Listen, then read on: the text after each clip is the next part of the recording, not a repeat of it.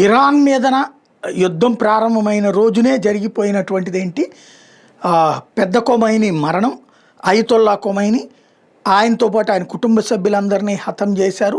వాళ్ళ మిస్సైల్ దాడులు అక్కడతో ఇరాన్ లొంగిపోతుందంటే లొంగిపోలేదు.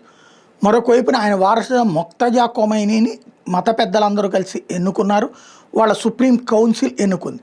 ఆ మొక్తజా కొమైనీ పేరుతో ప్రకటనలు వస్తున్నాయి, ఆయన పూర్తి ఆరోగ్యంగా ఉన్నారు అన్నటువంటిది. కానీ ఆయన వాయిస్ కానీ, ఆయన ఫేస్ కానీ, ఆయన వీడియో కానీ ఇంతవరకు బయటికి రాలేదు. ఆయన పేరుతో ప్రకటనలు మాత్రమే వస్తున్నాయి.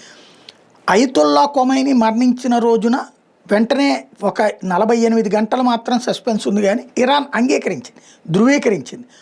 మొక్తజా కొమైనీ విషయంలో మాత్రం దాగుడు మూతలు సాగుతూనే ఉన్నాయి. ఆయన పేరుతో ప్రకటనలు వెళ్తున్నాయి, కానీ ఆయన ఫేస్ కానీ, ఆయన వాయిస్ కానీ, ఆయన వీడియో కానీ బయట ప్రపంచానికి తెలియదు. అంతకుముందు తెలుసు. ఈ ఇన్సిడెంట్ జరిగాక కాళ్ళు పని చేయలేదు, చేతులు పని చేయలేదు, శరీరంలో అనేక సమస్యలు వచ్చినాయి లాంటిది వరకు చెప్తూ వస్తున్నారు.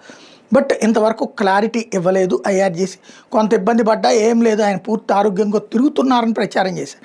తీరా చూస్తే మొక్తజా కొమైనీ ట్రీట్మెంట్ తీసుకున్న ప్రదేశం మీదన తాజాగా దాడి జరిగింది, మిస్సైల్ అటాక్ జరిగింది. అమెరికా ఇజ్రాయెల్ చేసిన మిస్సైల్ అటాక్లో ఆయనకి ఏదో అయ్యింది అన్నటువంటి కోణాన్ని ప్రొజెక్ట్ చేసుకొస్తుంది ఇజ్రాయెల్ ఆర్మీ, వాళ్ళకి సంబంధించినటువంటి ప్రకటన. దాన్ని బట్టి చూస్తుంటే తాజాగా ఏదో సంఘటన అయితే చోటు చేసుకుంది. బట్ ఆయనకి ఏమైనా అయిందా లేదా అన్నది తేలాల్సి ఉంది.